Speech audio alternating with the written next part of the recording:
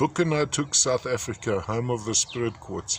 A sizable single crystal with minor traces of what typically happens at this deposit, tiny crystals growing on the side.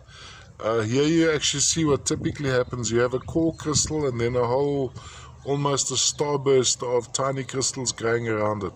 Color also is usually determined by what happens around the inside edges.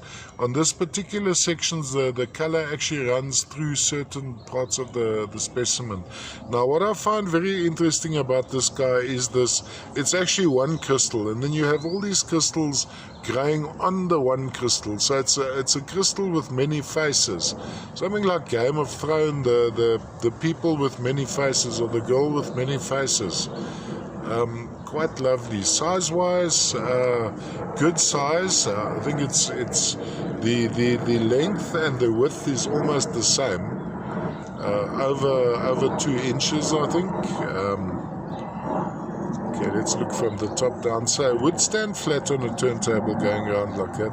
Minor scratching, and note, I don't treat these specimens at all. So if you want to remove the scratching, put a little bit of liquid paraffin and the likes on it. Looking from the top down, look at that lovely patterning inside. Lots happening here. All the way from South Africa, from the home of the spirit quartz, Buchananock, South Africa.